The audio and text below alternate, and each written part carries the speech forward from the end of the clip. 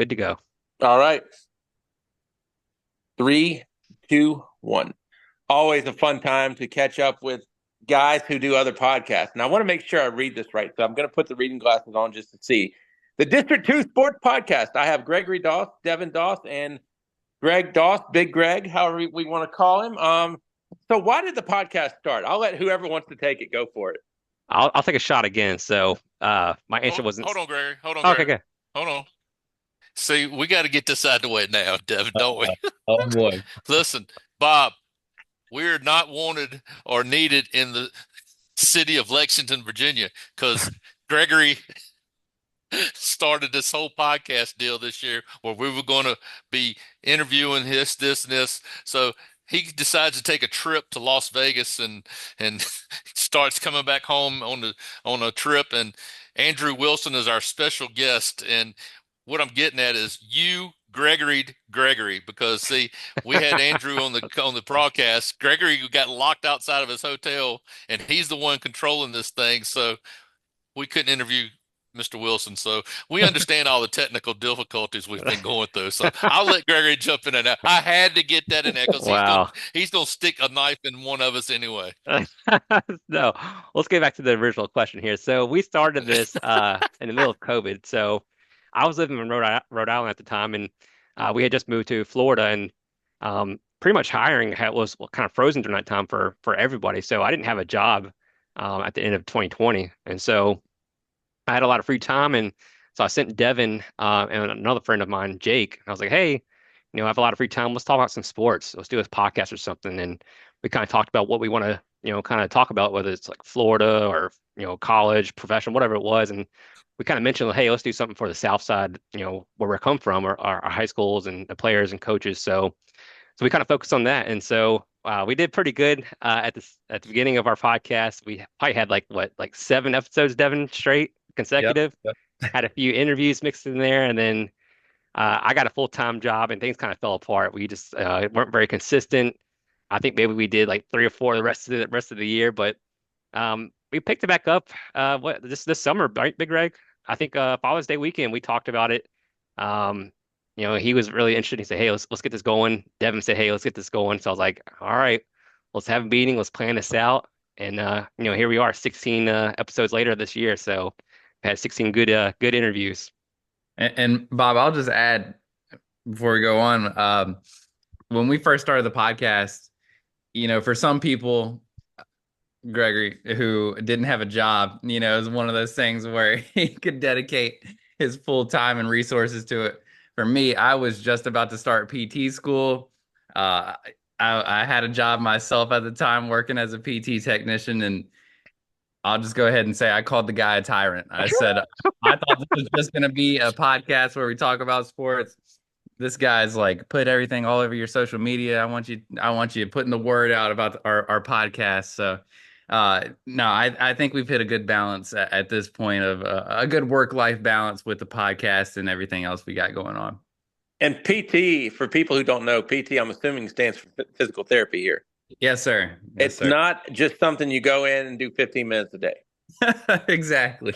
You got to be putting some time in. How did you rope Big Greg into this stuff? Or did he rope you guys? Oh, my God. Look, Bob, I had to rope my own self into this because let me tell you something. When the original podcast started, you heard him say it was Devin and Jake and Gregory. They didn't have any kind of personality whatsoever. They had to have a personality. So I decided to dedicate myself to this. And I tell everybody that we talk to on here that Gregory has the voice of Bob Costas. Devin has the inside lingo and information that Ernie Johnson has on inside the NBA or TNT, whatever they call that. And then I play the part of Shaq and Barkley together. So you got to have some color in there somewhere. So that's me. Well, you look better than both of them. So at least you've got. Thank you. And Bob, I want to back myself up here. I mean, you run a podcast here. You know that you have to get content out. You have to get interviews out, things out. So you got to be a little pushy on the guys, get things done around here.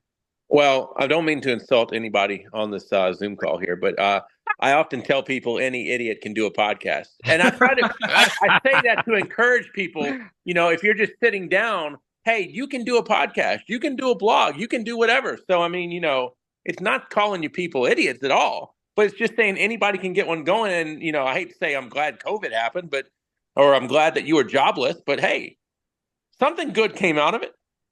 Exactly.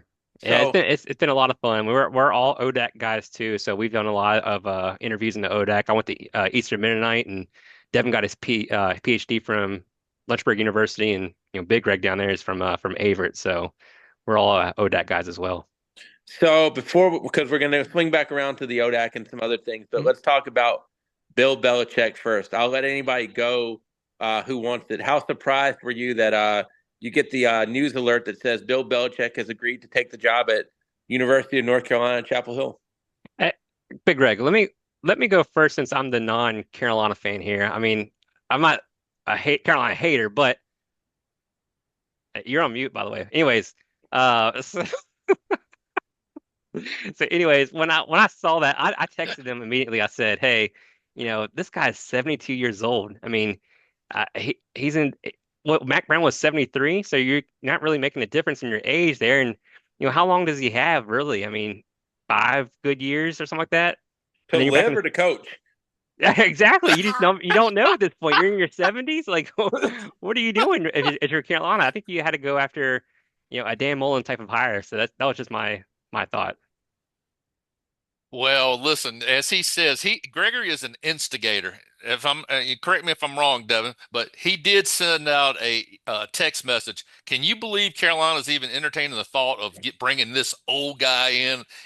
Listen, I'm 58, so I'm not that far behind this guy. So listen, I, me and Devin have been all over Carolina football for the last 2 or 3 years because we're so sick and tired of this team rolling out the carpet and playing 5-0, 6-0 seasons, and then all of a sudden winding up 6-7, 6-6, whatever. So we're used to the mediocrity that's been going on. So my thought process right now is the main thing that's going on right now is you're actually talking about North Carolina football, which is something has not been done in a lot of years. And I just think that Devin hit the nail on the head earlier this year when he says the administration has stuck in mediocrity at UNC. And, I think this goes way outside the box, outside the rim. And I'm just kind of glad to see it. And I really think, the guy has made no bones about this situation, whereas he's told everybody, I'm going to make this basically a minor league football team to lead into the NFL. So he hadn't exactly said we're going to go out here and play, in the NCAA and blah, blah, blah. And, I just think that, looking at the transfer portal when we had 7 or 8 basically offensive linemen that were in the portal, and every one of them have changed their mind and are coming back. They know what this guy has the capabilities of, or the position he has to be able to put these guys in on the next level. So I think it's a good thing. I know it. I know he sounds like he's old, but Mac Brown was 72, 73 years old himself, and like I said, he's been stuck in mud for the last 6 years. Plus, I've always had a vendetta against Mac because back in the 90s when he had those good teams and basically sat him down in the locker room and told him, "Hey, I'll always be your coach. I'm going to be your coach." And the next thing you know, he's sneaking out the back door and getting on a jet plane heading to Austin, Texas, and never to return until, basically he was out of coaching. So I have a bad I, I've just never been that Mac Brown guy since the new comeback, I guess you want to say. So long story short, I'm glad to see Bill Belichick in position. All right, Devin, you're the tiebreaker. Yeah. So I'm a UNC grad myself. My last 2 years of school were Larry Fedora's last 2 years of at coaching at UNC, and I think I saw all of 3 wins in person when I was in Chapel Hill. So it's and Mac had some good years coming on, Mac 2.0.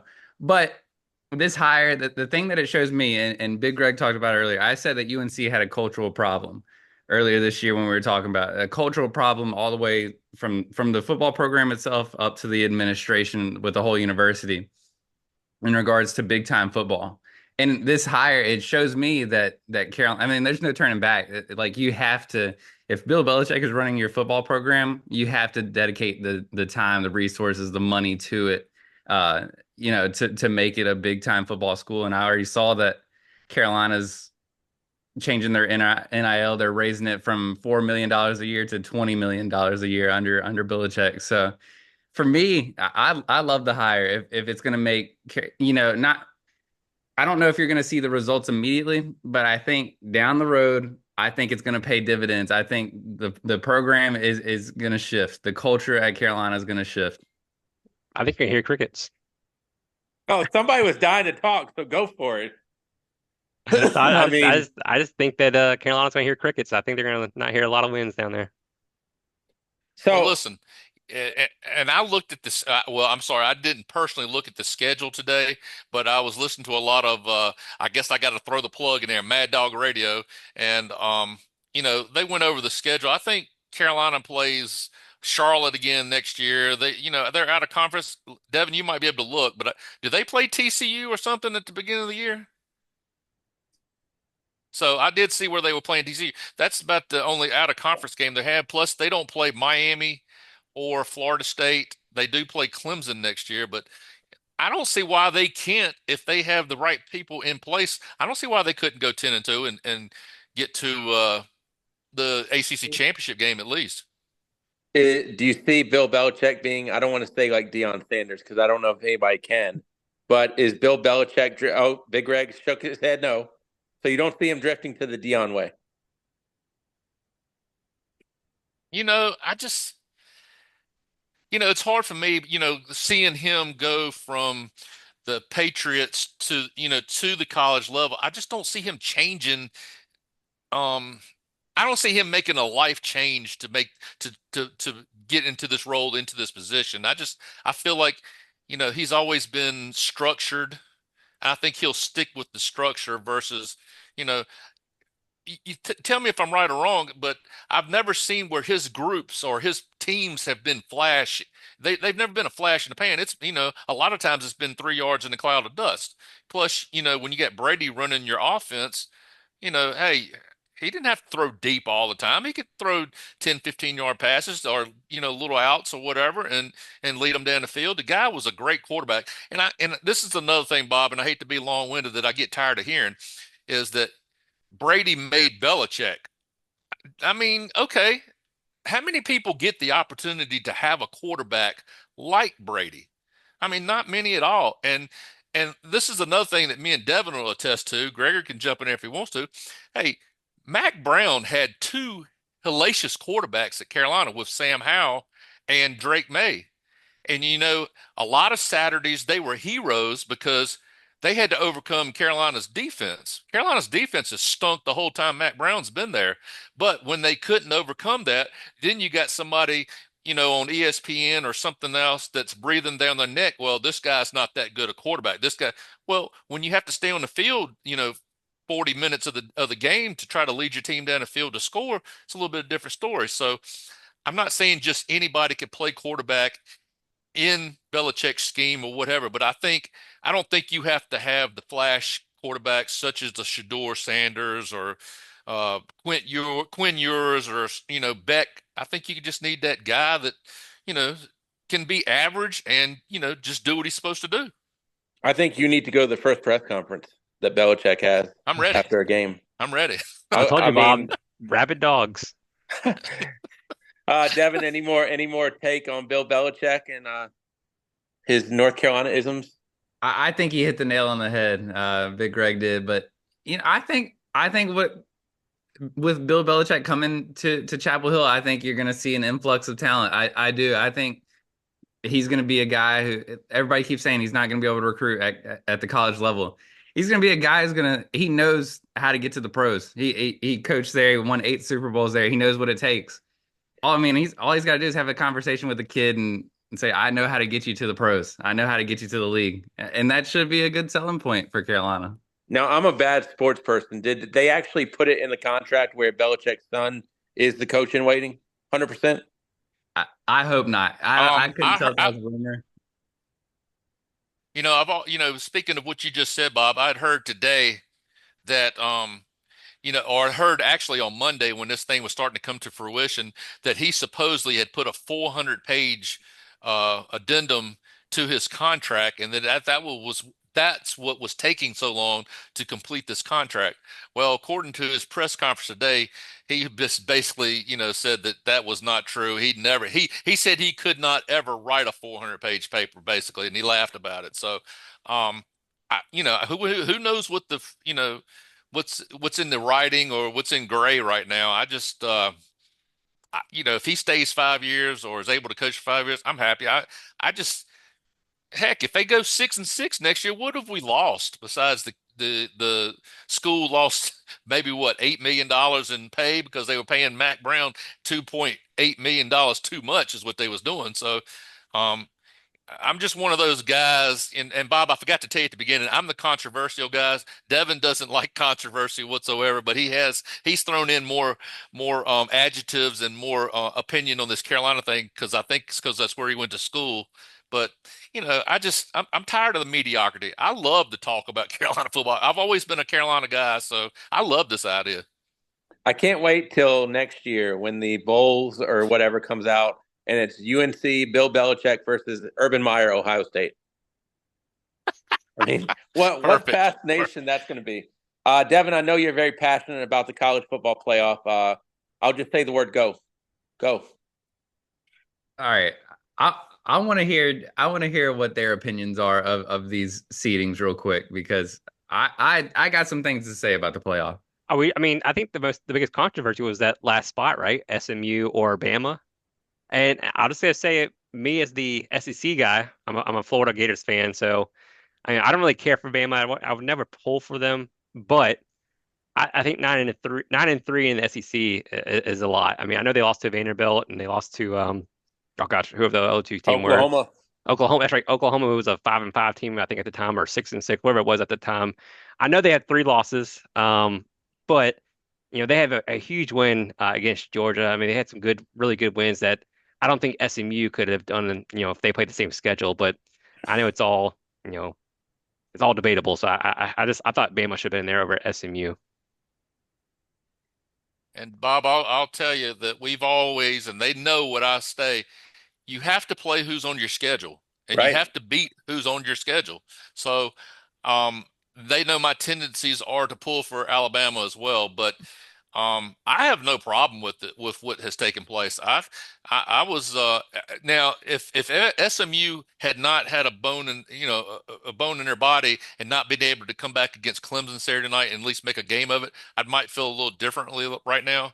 But I think they showed a good side of things, and I think they showed that they belong in this thing by coming back and playing like it did. I hate that they gave up a 41-yard return at the end of the game that set everything up, but um, I'm completely fine with both Miami and Alabama being out of the playoffs.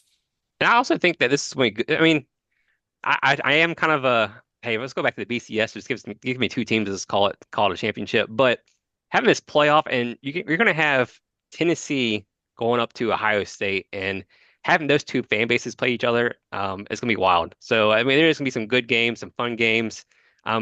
Boise, I think, or the 3 seed. Is that what they are? I think they're the 3 seed, or one of the top 4 seeds, and it's probably the closest that Boise has ever played for a national championship. So I mean, even when they had those great teams those years, they still weren't making it to the top 2 in the BCS. So it's good to see these teams get these higher bids, and Arizona State's a good story as well. So I think it's gonna be a fun time for sure.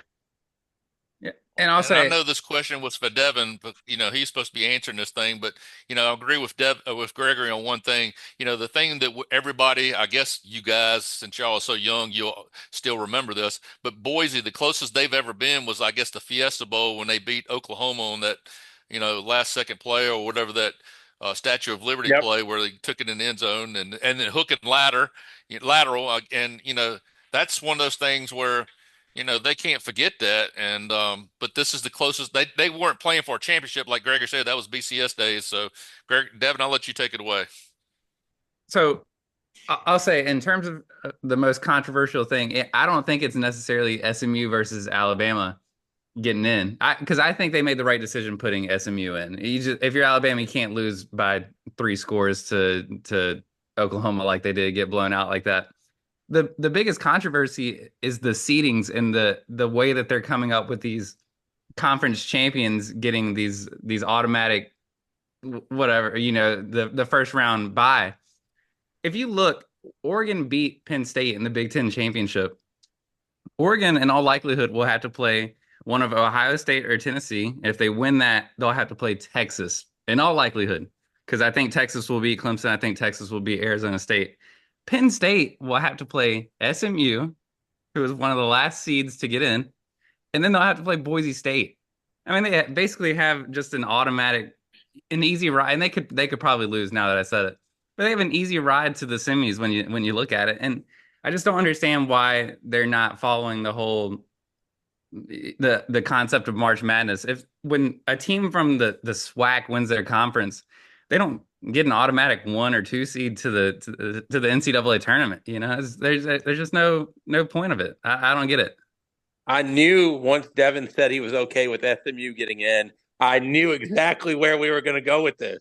I knew it was going to be the Oregon thing.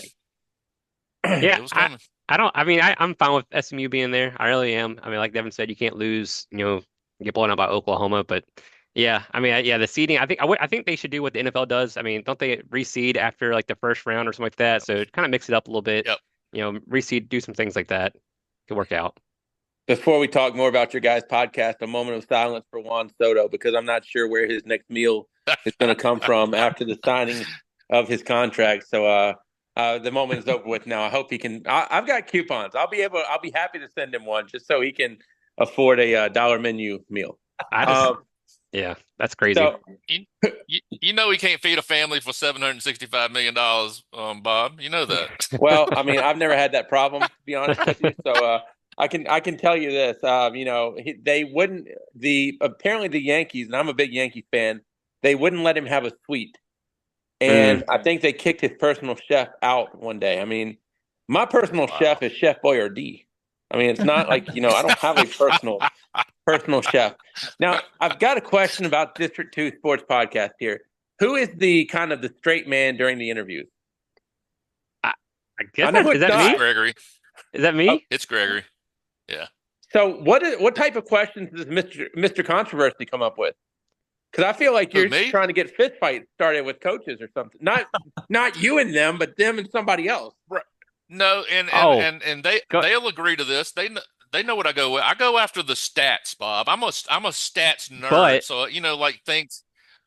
Things I'll look at things like basketball. If you shoot more free throws than the other guy, or you shoot, 100 less, well, why ain't your guards getting to the hole? You know what I mean? Why ain't they getting closer to the bucket and getting fouled? And that's what I want to know.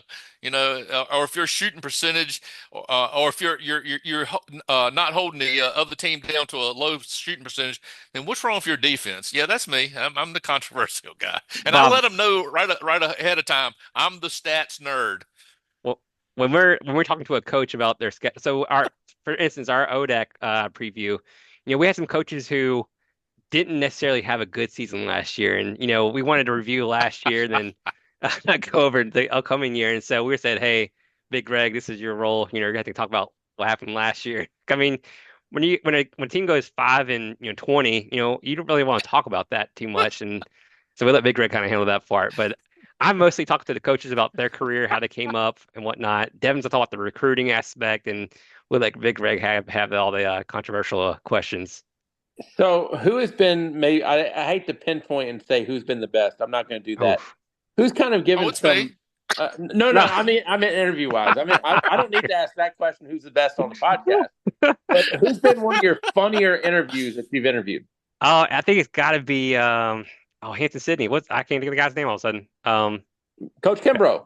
Kimbrough, gosh, I don't know why I couldn't think of that. But Kimbrough, he's young. He's a young guy. He's a fun guy. I mean, Big Greg has one of these controversial questions where he talks about all the coaches in the league. Hey, if you guys played one-on-one, who would win the tournament? And Kimbrough automatically said he would win it. I mean, he was all about it. Yep. Yeah, I agree. Yep, he was a good one. We've had a lot of good ones. I think the ODAC basketball guys were all more personal and a lot more fun. Right. Devin, do you have anybody that you think's been funniest? Oh, go ahead, Big Greg. I'm sorry. No, you go ahead. No. What I was going to say was I think one of my favorites, and it's for a different reason. Besides Kimbrough, he was absolutely number one as far as Energizer Bunny and all that kind of stuff. But Coach Palumbo from Guilford, Mm-hmm. I told the Bankston, who was the ODAC commissioner. Correct. I Brad told Bankston. him talking to Palumbo was like being at the World Series of Poker table at Harrah's or Caesar's Palace or whatever, and him sitting across from me. You couldn't break this guy. Every question he was sincere, he was on point, and then Gregory kind of broke the ice a little bit and said, "Hey, he asked a question about Nick Farrar being a Yep. D1 transfer to D3." And all of a sudden, you see him. He's got all these dark sunglasses, and all of a sudden, all you see is teeth smiling. And you go, it was almost like, like I told Bankston, he did not want anybody to hear that Nick Farrar was playing for his team right then and there. Y'all figure it out later on down the line. So I think he would be the best poker player in the ODAC, no doubt in my mind. Well, good news. Caesars in Danville is coming soon, so you can take him out and That's right. play some poker with him. Devin, funniest outside of those two? Yeah, I'm gonna go with Hillary Scott. I know him personally just from my time in Lynchburg, and he's an awesome guy. I love talking to him as well. It's always a fun conversation with Coach Scott. Now, Coach Scott I share my Immaculate Grid. I don't know if you guys play the Immaculate Grid game, but I often share my Immaculate Grids with Coach Scott when I can come up with a name like Benoit Benjamin on my NBA grid. So, right. Not many people understand when I put somebody from like the baseball card days or any basketball card days or football card days. I'm the person that on a grid will put Shane Graham. Other people don't do that. Right. Why not? Right. So anyway, what's coming up on? Bob, yes, sir. Please. I'm sorry, I don't mean to interrupt you, but I just need to kind of, thinking about the ODAC. We interviewed all the guys from basically all the guys from football. I know this is going to be a little bit long-winded, but it was really, really funny the way it happened. So we had decided at the beginning of the year that, if we were going to go to one football game in the ODAC this year, we wanted to go to the 129th edition of the game, right? Between Hampton-Sydney and Randolph-Macon. So we made it a point to get to that game. Well, we decide on Friday night that we're definitely 100% in. So it's a mad scramble to get in touch with is it Powdy, Gregory? I can't remember. Greg Powdy. Yep. Yeah. So we're in a mad scramble to get in touch with Powdy, and we're in a mad scramble to get in touch with LaVara. So we're staying at Devin's condo up there in Lynchburg, and we're not sure. We District 2 is coming to Hampton-Sydney. We want to have some sideline access. We don't get any kind of response until I was taking a shower while those clowns are out playing basketball in 20-degree weather on that Saturday. And so I decided I'm going to text or email Powdy and LaVar. Well, within 10 minutes, I get a response, and it's from Powdy. He says, "Sure, come on up." And I said, "Are we okay to get on the sideline?" He says, I got a pass for you. It'll be in the press box. It's under somebody else's name. So, I said, "Well, it's three of us." He said, "Just come get the pass." So we get there, me being me, and I'm the nosy guy. So I jump over the ropes and go onto the field and don't even think twice about anything. Devin goes to the press box, gets the pass. Well, he comes walking back down, and I'm involved in the game by then. Next thing I know is I'm looking from goalpost in front of the field house down to the other end of the field, and outside the ropes of the fence, I see these two boys sitting on a rock down there. He looked like they lost their dog somewhere. It was sad. I was so sad for. And so what had happened was they had tried to come on, and Chad, I can't remember what Chad's last name, the Hampton-Sydney athletic director, had basically told him that they couldn't come on the field. So I'm on the field, and next thing I know is Chad's walking over my way, and he says, "You can't be here." And I'm like, Mr. Powdy said that we could. And I was like, I'm looking around for Gregory and them, and they're still sitting on their rock down at the other end of the field. So he says, "Well, do you have a pass or any kind of, credentials?" And I said, "Well, that's a great story, and I need to sit down and tell you about this." He said, "Oh, this ought to be good." So I said, "We don't have any credentials, but we were told that we could use somebody else's." He said, "That just don't sound right." So long story short, Gregory and Devin start walking back up, and I had everything on my phone, thank God, this email. So I showed Chad. He says, "Okay, no problem." He said, "That sounds like a pouty story, so I'll let you stay." I said, "Well, my boys are sitting down on that rock down there. Is it okay if they come on up?" He says, wave them on." Well, next thing you know is it's halftime, and Gregory and Devin are walking up there to me, and who's standing there at the rope talking to Chad, the coach? Chad, the athletic director. It's Coach Kimbrough. So Gregory automatically recognizes him and says, "Hey, there's Kimbrough." So we just busted right into their conversation and started, it was man hugs to each other, and he just looks at Chad and says, "They're bona fide. They're okay to be here. They're cool." So I just did their podcast. So it was like verification. All of a sudden, we were good, and we talked to Chad, and that's how Bankston was at the game. So we had a great time. It was one of the best atmospheres that you could ever ask for. But took a little bit of time to get to that aspect, but it was really fun. Man, I'm pumped up now that I want to go to an ODAC football game and I want to sit on the 50 and make everybody work around me. Thanks. Now, I would love to see you guys in Salem for the basketball tournament at some point. We did talk to Bankston. I think he said we're gonna be able to do that. So I think Devin probably will be there for that and kind of do some reporting and probably some video and some pictures too. Oh, I will be there. So Nice. unless lightning hits me, which is always a possibility. So Bob, I'm gonna do a role reversal here. So, what is your role in our area, and what kind of sports related things are you into and doing on the side? I ask myself, what is my role every day of my life? I don't know. I don't know what my role is. I think it's just to eat a donut for breakfast and then go back to bed and see what happens. I started actually tomorrow night. I am part of the Jefferson Forest volleyball team. I was a student manager in high school, and that team is going into the Hall of Fame.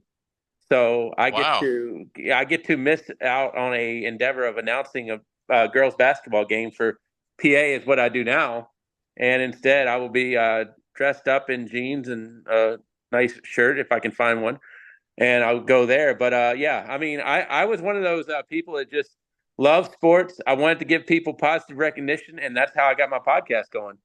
Was that the question? I kind of forgot it. You've been doing this. You've been doing this for years too, right? Have you been doing this for?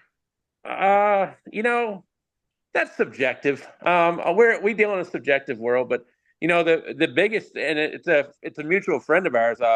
Kyle Haney got me. We can blame him for everything that goes on with me because he's the one that got this started. I used to broadcast Alta Vista basketball a whole lot. I broadcasted Heritage football. My high school Rolodex is awesome. My ODAC basketball Rolodex is really good. Everything else is not that wonderful in my life. I can't call Bill Belichick like Big Greg can. Hey Bob, did you ever do Alta Vista baseball games? I did a few. And now I came to Chatham games when Kyle was helping coach. So is there a punchline coming to this? I'm kind of a little bit worried now. Yeah. I can tell you that I was on the way back. I was late for a game with Chatham in Alta Vista, playing at Alta Vista, but I was listening to, you're going to have to tell me the call letters for the radio station. I can't remember. KD Country. But I'm listening to the game on the radio as I'm driving down, coming back from, I think I was in DC or something. Anyway, I'm coming back, and Gregory Doss is at the plate, and Gregory Doss, he's got the speed of a sloth, is what I'm trying to tell you. So somehow, some way, playing at Alta Vista, he hits one to right field of all places, and he's stretching it into a triple. Well, you called him. He's got a double, and Doss is trying to stretch into it. Never mind. He's out at third base. So that's kind of what we getting at. So it was awesome. It was really awesome. Well, so when's the next podcast coming, and what do we have going on it? Anybody that wants to take that? We'll have one out tomorrow. Actually, we'll have with Oak Hill coach Yerrick Stoneman. So it was a really good one. We're working on some things behind the scenes. We're trying to get into some more football again. Now that the seasons are over for a few universities, so we'll be doing that and kind of hitting some basketball. And then I would say about early spring we'll have some baseball out for you too. So we'll kind of all over the place. I interviewed Coach Stoneman once in my life because he was the Galax girls basketball coach. Oh wow! Yes, and I forget how back in the day. But yeah, I did see Oak Hill play when Coach Smith coach there, and I actually saw him twice. They came to play in Lynchburg when I was like in probably elementary school. Oh, wow. Now Oak Hill had Ron Mercer. Wow. Then, Oh yeah, so remember Ron? a while back. Now the second time I saw Oak Hill, they played in Franklin County when Lewis Witcher was playing for Franklin County, and Oak Hill had the fastest man I'd ever seen go from one side of the court to the other, Ty Lawson. Oh, Oh yeah, Ty Lawson was great the guard. fastest individual I'd seen go from one end to the other end.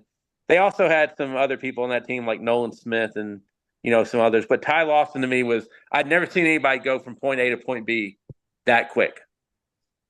That quick. And So talking about the podcast a minute, listen, the thing that keeps me going, and I don't mind telling this, and I don't mind being a little sloppy with this, but these two boys keep me going. So I mean, it's you know, Gregory being in Jacksonville and Devin being in Lynchburg away from me, this is what spurs me on. And hey, if we don't talk 5 minutes, at least we get on this, get on the Zoom, and I get to see them and stuff like that. Here lately, and I don't mind telling you if you can edit this out if you want to, but we have had a bunch of interviews. I mean, a ton of interviews. Whereas, like we'd have four basketball coaches on at one time, and going down the line, we want to give them equal time, but sure. we've kind of missed out on our time. Even if we didn't do 5, 10, 15, 20 minutes, Gregory will say, hey, let's start off, let's do 30 minutes, and then we'll go to the interview. Well, our 30 minutes winds up being an hour and 5 minutes because we're talking about everything. I mean, because, one of our main things was high school football, and we had a top 12 or a top 10, District 2 sports top 10 football poll. So that thing, once we got started, it was like we were beating each other's brains in trying to figure out who was the number 17 because they beat the number 16 because it was just, it was just like being in a committee room, trying to discover who was going to be in the CFP. So, I kind of miss those times right now because some of our interviews with the coaches have really taken over. And like I said, it's a joy to talk to those coaches, but, I kind of miss us hamming it up a little bit too. Well, y'all are more than welcome to come on this podcast if you want to ham it up ever. As long as Gregory hits record at the beginning and hits stop at the end, we're good to go. Gentlemen, it has been an absolute pleasure on my end to have you guys. I encourage people to listen to District 2 podcast. If they want to do that, Gregory, how do they do it? Yeah, so you can follow us on we're on Facebook at District 2 Sports Podcast. We're on Twitter, or I guess X now is what it's called. The District 2 Pod. We're also on YouTube, District 2 Sports. So we're a little bit everywhere. We have an Instagram that we're trying to get there. So we're District 2 Sports on Instagram as well. So, but you can follow us on Buzzsprout. We're on Apple Podcasts. We're on Spotify as well. So wherever you listen at, we're kind of there. So we're trying to expand a little bit everywhere. Guys, I will be listening, watching, and doing everything in between. It's been a real pleasure. I appreciate all of you. Thanks, Bob. We appreciate it. Yep. Bob, we can't thank you enough, man. Thank you so much. Absolutely. Take care, guys. We'll talk to you soon. Thank you. thank you.